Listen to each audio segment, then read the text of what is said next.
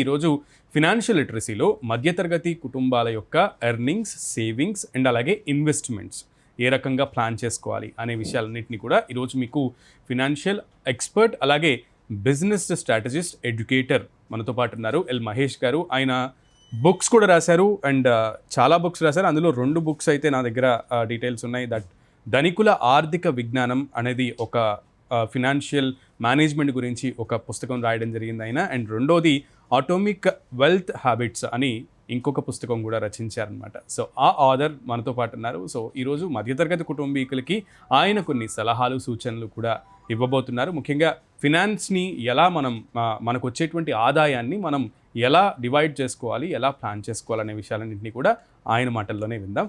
ముందుగా welcome sir. నమస్తే అండి. నమస్తే సార్. సో మధ్యతరగతి కుటుంబం అంటే ఆర్థిక అసమానతలు ఉంటూ ఉంటాయి అండ్ ముఖ్యంగా మనకి వచ్చేది చాలా లిమిటెడ్ సోర్స్ ఉంటుంది. బట్ కానీ మనం ఎక్స్పెండిచర్ మాత్రం కంపేర్ చేసుకుంటూ ఎక్కువ పెంచేసుకుంటూ ఉంటాం, మనకు వచ్చేటువంటి ఇన్కమ్తో సంబంధం లేకుండా. సో ఫస్ట్ అసలు మిడిల్ క్లాస్ ఇన్కమ్స్ని బట్టి ప్లానింగ్స్ ఎలా చేసుకోవాలి? ముఖ్యంగా నవేడేస్ ప్రతి ఒక్కరు కూడా పర్సనల్ ఫైనాన్స్ అనేది పర్సనల్ రెస్పాన్సిబిలిటీగా ఫీల్ అవ్వట్లేదు.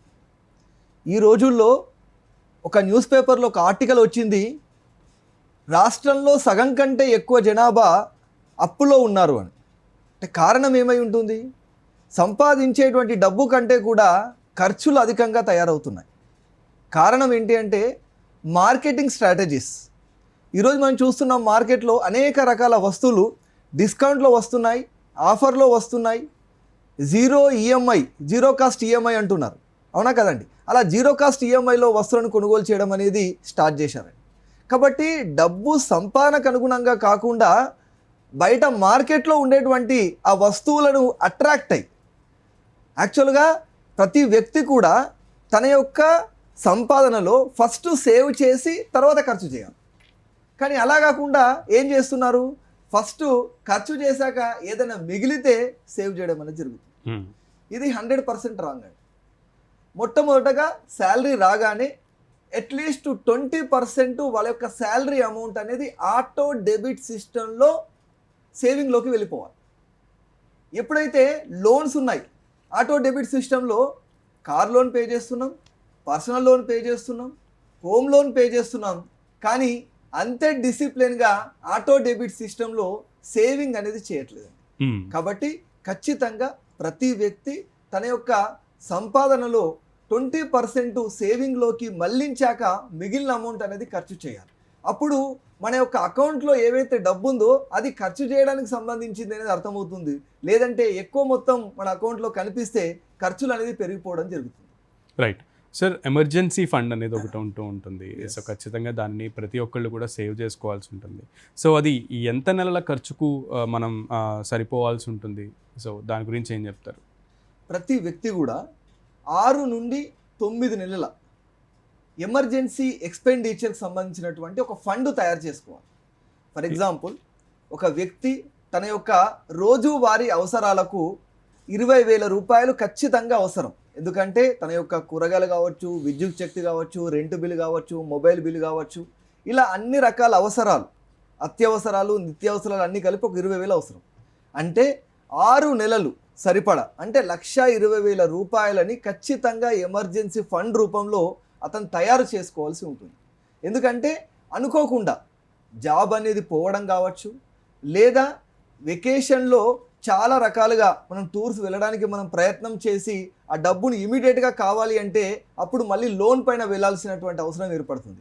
కాబట్టి ఏదైనా అవసరాల గురించి, మెడికల్ ఎమర్జెన్సీ కావచ్చు, అనుకోకుండా జాబ్ క్లోజ్ అవ్వడం కావచ్చు, లేదంటే కొన్ని రోజులు నువ్వు లీవ్ పెట్టుకొని అడిషనల్గా స్కిల్స్ నేర్చుకోవడం కావచ్చు, ఇలా ఏ అవసరానికైనా సరే ప్రతి వ్యక్తి కూడా ఎమర్జెన్సీ ఫండ్ అనేది తయారు చేసుకోవాలండి. లేకపోతే లోన్ పైన డిపెండ్ అవ్వాల్సి వస్తుంది. ఎప్పుడైతే మనం లోన్ పై వెళ్తామో అప్పుడు మనకు అప్పులు పెరగడానికి అవకాశం ఉంటుంది. ఎప్పుడైతే అప్పులు పెరుగుతుంటాయో మళ్ళీ మధ్యతరగతి వ్యక్తి తన యొక్క సంపాదన కంటే ఎక్కువగా అప్పులు చెల్లించడం, మళ్ళీ అనేక రకాల లోన్స్ పైన డిపెండ్ అవ్వడం అనేది జరుగుతూ ఉంటుందండి. సరే, ఈ ఎమర్జెన్సీ ఫండ్ అనేది చాలా కొత్త కాన్సెప్ట్లా నాకు అనిపిస్తుంది. బికాజ్ మధ్యతరగతి కుటుంబీకులం ఎవరం కూడా సేవింగ్స్ దాకానే ఆలోచించేటువంటి పరిస్థితి ఉండదు. సో ఎమర్జెన్సీ ఫండ్ అనేది క్రియేట్ చేయడం అంటే it's a big task for middle class people. So దీనిని అసలు ఎమర్జెన్సీ ఫండ్, అందులోనూ 6 నుంచి 9 నెలలని మీరు చెప్పారు. సో దీన్ని అసలు ఫస్ట్ బేసిక్ థింగ్ మనం ఈ 6 to 9 months సేవ్ చేసుకోవాలంటే కాన్సెప్ట్ని ఫస్ట్ స్టెప్ ఏంటి? ఫస్ట్ స్టెప్ అండి, రాబోయే అవసరాలు మనం ముందుగానే ఊహిస్తున్నాం కాబట్టి మన సంపాదనలో అట్లీస్ట్ 5% ఎమర్జెన్సీ ఫండ్ రూపంలో మనం సేవ్ చేసుకోవడానికి ప్రయత్నం చేయాలి. ఎమర్జెన్సీ ఫండ్లో మనం డబ్బులు ఏ విధంగా సేవ్ చేయాలని చాలామందికి ఒక డౌట్ ఉంటుంది. అది ఫిక్స్డ్ డిపాజిట్ రూపంలో, అంటే ఫిక్స్డ్ డిపాజిట్లో కూడా మనకు ఒక ఆప్షన్ ఉండాలి. విత్డ్రా చేసుకునేటప్పుడు ఎక్కువగా మనకు అమౌంట్ అనేది కట్ అవ్వకుండా, ఎందుకంటే ఒక 5 years కానీ ఒక 3 years కానీ ఎమర్జెన్సీ ఫండ్ కొరకు మనం సేవ్ చేసుకుంటున్నాం. ఎందుకంటే రిటర్న్స్ అనేది చాలా తక్కువగానే ఉంటుంది. అయినా కూడా మనకి ఏదైనా ఎమర్జెన్సీ ఏర్పడినప్పుడు ముందుగా విత్డ్రా చేసే అవకాశం ఉన్నటువంటి ఫండ్స్లో, ముఖ్యంగా లిక్విడ్ ఫండ్స్ అంటారు వీటి, ఇలాంటి లిక్విడ్ ఫండ్స్లో మనం సేవ్ చేసుకుంటే ఏదైనా అవసరం ఏర్పడినప్పుడు మనం విత్డ్రా చేసే అవకాశం ఉంటుంది. కాబట్టి ఒక 5% ఖచ్చితంగా. మనం చూసాము కరోనా లాంటి విపత్కర సమయంలో చాలా ఆస్తులు ఉన్నాయండి, ప్రతి వ్యక్తి కూడా చాలా ఆస్తులు ఉన్నాయి, కానీ సరైన సమయంలో లిక్విడ్ ఫండ్స్ అనేది లేక చాలా ఇబ్బంది పడ్డారు. ఎందుకంటే డాక్టర్ ట్రీట్మెంట్ చేయడానికి, సార్ నా దగ్గర కారు ఉంది, బిల్డింగ్ ఉంది అంటే డాక్టర్ ట్రీట్మెంట్ చేయడు కదండి. అవును సార్, అవును. కాబట్టి ఖచ్చితంగా లిక్విడ్ ఫండ్స్ రూపంలో మనకు ఎమర్జెన్సీ ఫండ్ అనేది క్రియేట్ చేసుకోవాలి. ఇది మనకు ఒక కాన్ఫిడెన్స్ని ఇస్తుంది, ఒక హ్యాపీనెస్ ఇస్తుంది, ప్రశాంతంగా నిద్రపోవడానికి అవకాశం ఉంటుంది. అంటే ఏమి జరిగినా ఒక 6 నెలల కాలం నేను నా యొక్క నిత్యావసరాలను తీర్చుకోగలుగుతాను, అలాంటి డబ్బు అనేది నా దగ్గర ఉంది అనేటువంటి ఒక కాన్ఫిడెన్స్తో మన లైఫ్ ముందుకు వెళ్ళడానికి అవకాశం ఉంటుంది. మహేష్ గారు, అయితే మీరు ఇందాక చెప్తూ కూడా ప్రతి నెల ఒక 20% సేవ్ చేసుకోవాలి అని చెప్పారు. సో బేసిక్ స్ట్రక్చర్ చెప్పగలరా నాకు? అంటే వచ్చేటువంటి మన ఇన్కమ్ ఒక 100 రూపీస్ అయితే అందులో 20 రూపీస్ సేవ్ చేసుకోవాలి అంటే, సో మిగతా ఎక్స్పెండిచర్ ఎట్లాగా, నీడ్స్, వాంట్స్, వీటన్నిటిని ఎలా మనం ఫుల్ఫిల్ చేసుకోవాలి? సో ఆ స్ట్రక్చర్ కొంచెం మా ప్రేక్షకుల కోసం. తప్పకుండా అండి. దీనికి సంబంధించి పర్సనల్ ఫైనాన్షియల్ ప్లానింగ్లో ఒక అద్భుతమైనటువంటి ఫార్ములా ఉంది.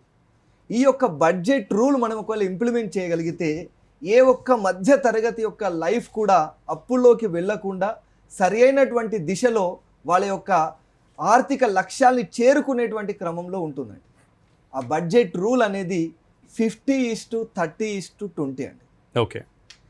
ఫస్ట్ తన యొక్క సంపాదనలో వచ్చినటువంటి శాలరీలో 50% నిత్యావసరాల గురించి కేటాయించుకోవాలి. అంటే వాళ్ళ యొక్క ration, grocery, vegetables, rent, EMI, electricity bill, telephone bill, ఇలా అన్ని రకాల బిల్స్ కలిపి ఒక 50% వాళ్ళ యొక్క అవసరాల గురించి మనం పక్కకు పెట్టాలి. మిగిలింది 30% అనేది వాంట్స్, అంటే రాబోయే రోజుల్లో టూర్స్కి వెళ్ళడానికి కావచ్చు, లేదా ఒక కార్ తీసుకోవడానికి, ఒక మొబైల్ తీసుకోవడానికి, షాపింగ్ వెళ్ళడానికి, ఇలా వాంట్స్ గురించి వాళ్ళ యొక్క శాలరీలో ఒక 30% అనేది పక్కకు పెట్టాలి. 20% ఖచ్చితంగా నేను చెప్పాను కదండి, ఆటో డెబిట్ సిస్టంలో వాళ్ళ యొక్క శాలరీలో నుండి 20% నిర్భయంగా వాళ్ళ యొక్క సంపాదనని 20% రూపంలో సేవ్ చేయాల్సి ఉంటుంది.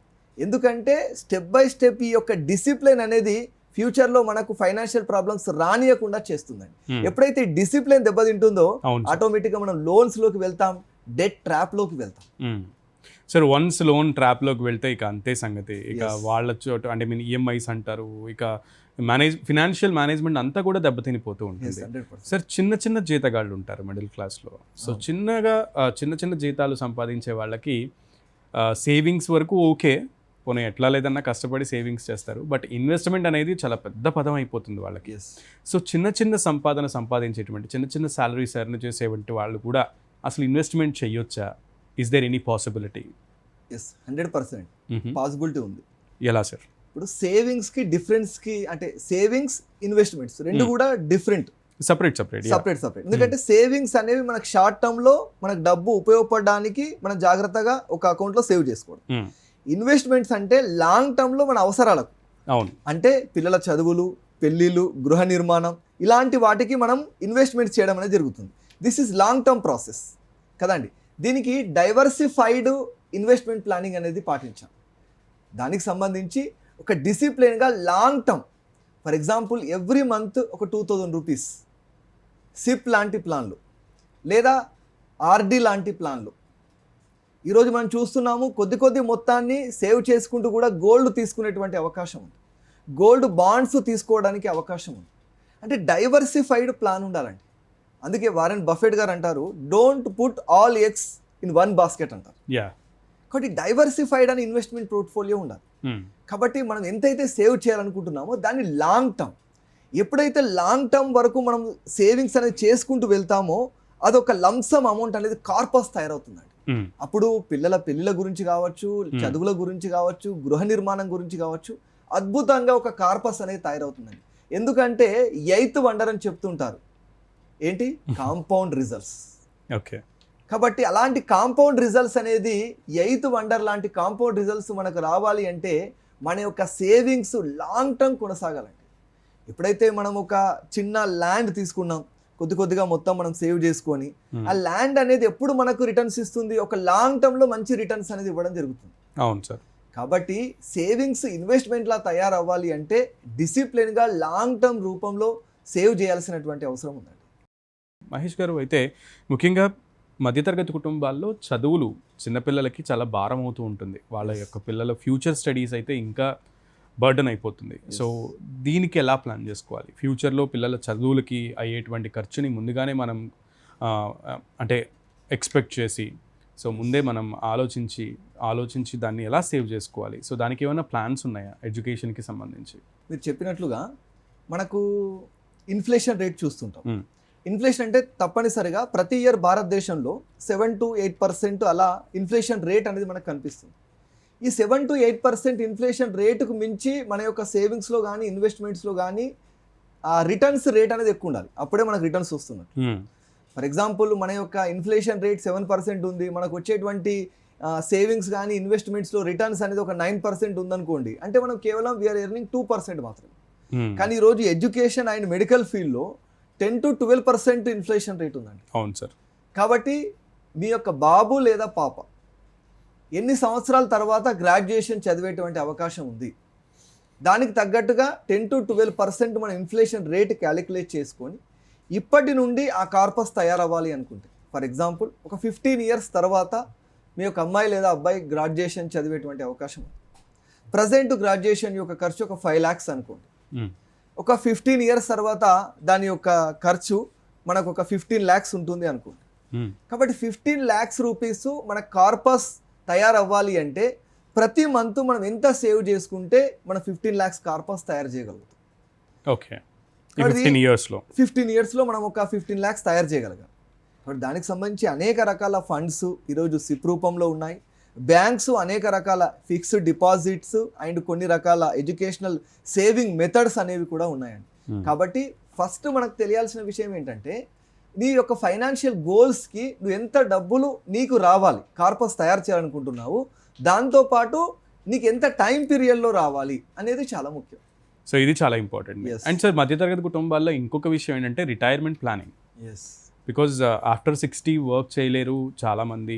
సో అప్పటిదాకా సేవ్ చేసిన వాళ్ళు, అంటే కొంచెం ధనికులైతే వాళ్ళకి అసెట్స్ ఉంటాయి, లేదా ఇంకొక రకమైనటువంటి లిక్విడ్ ఇన్వెస్ట్మెంట్స్ ఉంటాయి.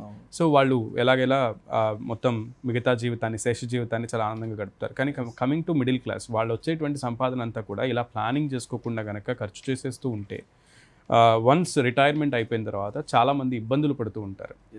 సో అప్పటికి వాళ్ళ పిల్లలు సెటిల్ అయితే ఓకే, కానీ సెటిల్ అవ్వకపోతే మాత్రం it is a big burden to middle class people. So middle class people retirement ప్లాన్ని ఎలా చేసుకోవాలి? మిడిల్ క్లాస్ వారందరికీ కూడా ఉపయోగపడేటువంటి మనకు ఒక స్కీమ్ ఉందండి, NPS. Okay. National pension scheme కదండి. దీంట్లో ప్రతి middle class family member, head of the family, తాను సంపాదించేటువంటి డబ్బులు ఖచ్చితంగా ఒక నిర్ణీతమైనటువంటి మొత్తం విత్డ్రాల్ లేకుండా ఒక లాంగ్ టర్మ్లో సేవ్ చేసుకోగలిగితే after the completion of 61 years or 60 years retirement ఎప్పుడైతే మనం కంప్లీట్ స్టార్ట్ అవుతుందో అప్పటి నుండి విత్డ్రా చేసుకునేటువంటి వండర్ఫుల్ ఆపర్చునిటీ, మంచి రిటర్న్స్, ట్యాక్స్ డిడక్షన్స్ కూడా దీంట్లో ఉన్నాయండి. కాబట్టి దేనికైనా సరే ఫైనాన్షియల్ విషయంలో మనకు మొట్టమొదట కావాల్సింది డిసిప్లిన్ అండ్ రెస్పాన్సిబిలిటీ. ఎందుకంటే ఈ డిసిప్లిన్, రెస్పాన్సిబిలిటీ మిస్ అవ్వడం వల్లనే ఫైనాన్షియల్ ప్రాబ్లమ్స్ వస్తుంది. 100% సార్. ఎందుకంటే ఈ డబ్బులు ఎప్పుడైతే నువ్వు ఖర్చు చేస్తున్నావో ఈ ఖర్చుని మళ్ళీ భర్తీ చేయడానికి లోన్ తీసుకుంటాము. ఈ లోన్ ఎవరో పే చేయాలి, మళ్ళీ ఎవరు పే చేయాలి? మనమే పే చేయాలి. ఖచ్చితంగా విత్ లోన్ ఇంట్రెస్ట్. డాక్యుమెంట్ మీద సంతకం ఎవరు చేయాలి? మనమే చేయాలి. వండర్ఫుల్ స్మైలింగ్ ఫోటో ఎవరిది ఇవ్వాలి? మనది ఇవ్వాలి కదా అండి. కాబట్టి first take the personal finance responsibility on your shoulders. ఎందుకంటే ఈఎంఐ పే చేయకపోతే కాల్ లిఫ్ట్ చేయాల్సింది మీరే, ఈఎంఐ పే చేయకపోతే ఇంటికి వస్తే ఏజెంట్స్ ఆన్సర్ చెప్పాల్సింది మీరే. కాబట్టి డిసిప్లిన్ ఇక్కడ ఇంపార్టెంట్. కాబట్టి మీరు చెప్పినట్లుగా పిల్లల చదువు గురించి కావచ్చు, రిటైర్మెంట్ గురించి కావచ్చు, ప్లానింగ్ అనేది చాలా ఇంపార్టెంట్. అది లాంగ్ టర్మ్లో కొనసాగాలి. యా సార్, ఇంకొక మినిమం బ్యాలెన్స్ షీట్ కావాలి కంపల్సరీ. అది మా ప్రేక్షకులకు మీరు ఖచ్చితంగా చెప్పాలి. అదేంటంటే ఆ బ్యాలెన్స్ షీట్ ఏంటంటే, ఇక్కడ జనరల్గా మనం బ్యాలెన్స్ షీట్ అసెట్స్కి లయబిలిటీస్కి వేస్తూ ఉంటాం. బట్ ఇక్కడ నేను 3 విషయాల్లో మిమ్మల్ని బ్యాలెన్స్ షీట్ అడుగుతున్నాను. అదేంటంటే స్పెండింగ్స్ అండ్ సేవింగ్స్ అండ్ మూడోది ఇన్వెస్ట్మెంట్. సో ఈ మూడింటికి బ్యాలెన్స్ షీట్ మనం ఎలా బ్యాలెన్స్ చేయాలి? సో మూడింటిని ఈక్వల్గా మేనేజ్ చేసుకుంటేనే కదా లైఫ్ సెక్యూర్గా సేఫ్గా ఉండేది. సో ప్లీజ్ మా ప్రేక్షకుల కోసం ఈ మూడింటికి బ్యాలెన్స్ షీట్ ఎలా? తప్పకుండా. దీనికి సంబంధించి మనం బడ్జెటింగ్ అండి. ప్రతి ఒక్కరు కూడా పర్సనల్ ఫైనాన్స్ సంబంధించి గైడెన్స్ కావాలి అన్నప్పుడు నేను చెప్పేటువంటి ఫస్ట్ స్టెప్ బడ్జెట్ రూల్ అండి. అంటే ఈ బడ్జెట్ రూల్ ఇంప్లిమెంట్ చేయాలంటే ప్రతిరోజు మనకు అయ్యేటువంటి ఖర్చులను మనం రాయగలగాలి. ఎప్పుడైతే ప్రతిరోజు మనకు అయ్యేటువంటి ఖర్చులను మనం రాయగలుగుతామో అసలు ఆ ఖర్చులు ఎక్కడికి వెళ్తున్నాయి అనే విషయం అర్థమవుతుంది. కాబట్టి మన యొక్క డబ్బు సేవింగ్స్, ఇన్వెస్ట్మెంట్స్ రూపంలో వెళ్ళాలి అంటే మనం ముందు చెప్పుకున్నట్లుగా 50:30:20 అనేటువంటి ఒక బడ్జెట్ రూల్ అనేది మనం ఇంప్లిమెంట్ చేయాలి. అది ఇంప్లిమెంట్ చేయాలి అంటే ప్రతిరోజు మనం చేసేటువంటి ఖర్చులను రాసుకోవాలి. ఎప్పుడైతే మన ఖర్చులను రాసుకోవడం జరుగుతుందో ఎక్కడ లీకేజ్ ఉంది, ఎందుకంటే ఈరోజు డబ్బు సంపాదించడం అనేది కేవలం శాలరీ ద్వారానే వస్తుంది, కానీ అనేక రకాల చిన్న చిన్న హోల్స్ ద్వారా వెళ్ళిపోతుంది. అలా వెళ్ళిపోకుండా ఉండాలి అంటే ప్రతిరోజు మనకు అయ్యేటువంటి ఖర్చులు రాయాలి. ఆ తర్వాత ఏదైతే వేస్టేజ్ ఖర్చు ఉందో దాన్ని కంట్రోల్ చేసుకుంటూ వెళ్ళాలి. 50% మాత్రమే మన యొక్క ఎక్స్పెండిచరు నిత్యావసరాలకు కేటాయించాలి, 30% వాంట్స్ కేటాయించాలి, 20% ఆటో డెబిట్ సిస్టంలో సేవింగ్స్ కేటాయించాలి. ఈ యొక్క బడ్జెట్ రూల్ అనేది చాలా ఇంపార్టెంట్ అండి. సో 50:30:20. ఎస్ అండి, ఇది కూడా రైట్ సార్. సార్ రిస్క్ తక్కువగా ఉండి మంచి రాబడులు మిడిల్ క్లాస్ వాళ్ళకి ఇదే కావాలి. Because risk factor middle class వాళ్ళు చేయలేరు. సో సేఫ్గా ఉండాలి వాళ్ళ ఇన్వెస్ట్మెంట్, రిటర్న్స్ కూడా ఎక్కువ రావాలంటే ఎలా ప్లాన్ చేసుకోవాలి? వాటికి తగినటువంటి మార్గాలు ఏమైనా ఉన్నాయా? 2 మార్గాలు ఉంటాయండి. ఒకటి బ్యాంకింగ్ సెక్టార్లో మనం చూస్తున్నట్లయితే ఆర్డి అండి, రికరింగ్ డిపాజిట్ అంటాం. ఈ రికరింగ్ డిపాజిట్లో లాంగ్ టర్మ్లో చేసుకునేటువంటి సేవింగ్ అనేది మనకు రిటర్న్స్ బాగిస్తుందండి. ముఖ్యంగా పోస్ట్ ఆఫీస్లో ఉండేటువంటి ఆర్డి ఎలా క్యాలిక్యులేట్ చేస్తారు ఇంట్రెస్ట్ అంటే 3 monthsకి ఒకసారి కాంపౌండ్ చేయడం జరుగుతుంది. ఇంట్రెస్ట్ అనేది 3 monthsకి మళ్ళీ ఇంట్రెస్ట్ యాడ్ చేస్తారు, మళ్ళీ ఒక 3 months తర్వాత మళ్ళీ ఇంట్రెస్ట్ యాడ్ చేయడం ఉంటుందండి. కాబట్టి మనకు ఎప్పుడైనా ఒక 5 years తర్వాత, 5 years అనేది లాకిన్ పీరియడ్లో ఉంటుంది పోస్ట్ ఆఫీస్లో ఆర్డి స్కీమ్. 5 years తర్వాత విత్డ్రా చేసుకునేటువంటి అవకాశం ఉంటుంది. దానికంటే ముందు ఒకవేళ విత్డ్రా చేసుకునే అవసరం మీకు ఉన్నట్లయితే మనకు కొద్దిగా ఇంట్రెస్ట్ అనేది తక్కువగా ఇవ్వడం అనేది జరుగుతూ ఉంటుంది. కాబట్టి మనం మిడిల్ క్లాస్ ఫ్యామిలీస్ ముఖ్యంగా చాలా రిస్క్ ఎక్కువగా తీసుకొని డబ్బులు సేవ్ చేసేటువంటి అవకాశం ఉండదు. కాబట్టి కొద్ది కార్పస్ తయారయ్యేంత వరకు ఇలాంటి సేవింగ్స్ మెథడ్లో, ఇలాంటి రికరింగ్ డిపాజిట్ మెథడ్లో ఫస్ట్ కార్పస్ తయారు చేసుకున్నాక మనకు చాలా రకాల ఇన్వెస్ట్మెంట్స్ పోర్ట్ఫోలియోస్ ఉన్నాయి. రియల్ ఎస్టేట్ కావచ్చు, లేదా బులియన్ మార్కెట్, గోల్డ్, సిల్వర్ కావచ్చు, లేదంటే మనకు స్టాక్ మార్కెట్ కావచ్చు, వీటికి వెళ్ళొచ్చు. కాకపోతే ఫస్ట్ మనం ఒక కార్పస్ తయారు చేసుకోవాలి. ఆ కార్పస్ తయారు చేయడానికి ఇలాంటి సేవింగ్స్ మెథడ్ అనేది మనం పాటించాలి. సార్, సో రికరింగ్ డిపాజిట్ ఒకటి అండ్ ఇంకొకటి సేవింగ్స్, ఈ రెండింటిని మనం బ్యాలెన్స్ చేసుకుంటే కనుక సో ఎక్కువ రాబడులు మనకి ఉంటాయి. సో గుర్తుపెట్టుకోండి, సో మిడిల్ క్లాస్ వాళ్ళు ఈ రెండింటిని కనుక బ్యాలెన్స్ చేయగలిగితే, సో రికరింగ్ డిపాజిట్ అనేది 5 years టర్మ్ ఉంటుంది. సో 5 years దాకా మీరు దాన్ని కదపకుండా ఉంటే మోర్ ఇంట్రెస్ట్ ఎక్కువ వస్తుంది. సో దట్ చాలా హ్యాపీగా లీడ్ చేయొచ్చు. సో మధ్యతరగతి కుటుంబం 10 సంవత్సరాల్లో సంపద ఎలా సృష్టించగలదు సార్? ఒక 10 yearsలో మనం సెట్ అవ్వాలి. 10 yearsలో మంచి సంపదని, మంచి లంసమ్ అమౌంట్ని మనం క్రియేట్ చేయాలంటే ఎలా? ఫస్ట్ ఎప్పుడైతే మనం మన సేవింగ్స్ ద్వారా కార్పస్ తయారు చేస్తున్నాం కదండి, ఎప్పుడైతే ఒక మంచి కార్పస్ తయారైంది అనుకోండి, ఫర్ ఎగ్జాంపుల్ మనం ఒక 5 years సేవ్ చేసుకుంటూ వెళ్ళి ఒక 5 lakhs రూపీస్ మనం సేవ్ చేసాం. అప్పుడు ఆ 5 lakhsని మనం ఏం చేయాలి? డివైడ్ చేయాలి. దాంట్లో నుండి కొద్ది మొత్తాన్ని గోల్డ్ రూపంలో మనం ఇన్వెస్ట్మెంట్ చేసుకోవాలి. దాంట్లో నుండి కొద్ది మొత్తాన్ని మళ్ళీ మనము సిప్ లంసమ్ లాంటి ఇన్వెస్ట్మెంట్ అనేది చేయాలి. లేదు మనకు కొంచెం స్టాక్ మార్కెట్ ఐడియా ఉంది, నాలెడ్జ్ ఉంది అనుకుంటే కొన్ని రకాల మంచి కంపెనీ షేర్స్ని లాంగ్ టర్మ్ కొరకు మనం కొనుగోలు చేయాలి. తర్వాత ఇంకొద్ది మొత్తాన్ని, ఒకవేళ మన కార్పస్ బాగుంది, ఒక 5 to 10 lakhs మనకు ఉంది అనుకుంటే ఒక చిన్న ల్యాండ్ అనేది 200 square yards ల్యాండ్ అనేది ఒక మంచి ప్లేస్లో మనం తీసుకున్నట్లయితే లాంగ్ టర్మ్లో ఒక మంచి వెల్త్ అనేది తయారవుతుంది. కాబట్టి మనం ఏం చేస్తున్నాం, ఫస్ట్ స్టెప్లో ఒక కార్పస్ తయారు చేస్తున్నాం. అంటే 5 years వరకు మనం డిసిప్లిన్గా ఒక 15 lakhs తయారు చేసుకున్నాం. దాంట్లో మళ్ళీ ఏం చేసాం, డైవర్సిఫైడ్ ఇన్వెస్ట్మెంట్ చేసాం. ఆ డైవర్సిఫైడ్ ఇన్వెస్ట్మెంట్ చేయడం ద్వారా ఏమవుతుంది, రిస్క్ తక్కువ, ఎక్కువ మొత్తంలో మనకు ఇన్వెస్ట్మెంట్ ద్వారా రిటర్న్స్ అయ్యేటువంటి అవకాశం ఉంది. ఈ 5 years తర్వాత ఒక 10-15 years మనకు ల్యాండ్ కావచ్చు, లేదా గోల్డ్ సిల్వర్ కావచ్చు, లేదా మనం కొనుగోలు చేసినటువంటి షేర్స్ కావచ్చు, లేదా సిప్లో ఇన్వెస్ట్మెంట్ చేసినటువంటి అమౌంట్ కావచ్చు, ఇవి ఖచ్చితంగా లాంగ్ టర్మ్లో అట్లీస్ట్ ఒక 10 to 15 years తీసుకుంటే అద్భుతంగా 100% మనకు 2-3 మన యొక్క డబ్బును సృష్టించేటువంటి అవకాశం ఉందండి. సో ఫైనల్గా మీరు ఇచ్చేటువంటి సలహాలు, సూచనలు ఏంటి? మనీ నీడ్స్ రైట్ డైరెక్షన్ అండి. మనీ అనేది ఒక చిన్న బేబీ లాంటిది. దానికి నువ్వు ఎలా డైరెక్ట్ చేస్తే అలా వెళ్తుంది. ఎప్పుడైతే నీ డబ్బు నువ్వు పర్సనల్ రెస్పాన్సిబిలిటీగా ఫీల్ అవుతూ రైట్ డైరెక్షన్లోకి దాన్ని తీసుకెళ్తే ఆ డబ్బును సృష్టించి నీ యొక్క భవిష్యత్తు ఆర్థిక అవసరాలను తీరుస్తుంది. సరైన డైరెక్షన్ అనేది నువ్వు ఇవ్వకపోతే ఆటోమేటిక్గా ఆ డబ్బు అనేక రకాల సమస్యలను సృష్టించి నీ కుటుంబాన్ని, నిన్ను రోడ్డున పడే విధంగా చేస్తుంది. Thank you so much. మధ్యతరగతి కుటుంబీకులకి సంబంధించి ఇన్కమ్, సేవింగ్స్ అలాగే ఇన్వెస్ట్మెంట్ ఎలా ప్లాన్ చేసుకోవాలి అండ్ 50:30:20 రేషియోని కనుక మీరు ఫాలో అయితే కనుక ఫ్యూచర్లో ఎటువంటి ఇబ్బందులు లేవు అని చెప్పి చాలా క్లియర్గా మా ప్రేక్షకులకు అర్థమయ్యేటట్టుగా చెప్పారు. ఇది ఇవాల్టి ప్రత్యేక కార్యక్రమం. సో ఫినాన్షియల్ లిటరసీ కార్యక్రమంలో మరో కాన్సెప్ట్తో మళ్ళీ కలుద్దాం. Till then stay tune to TD Yadagiri.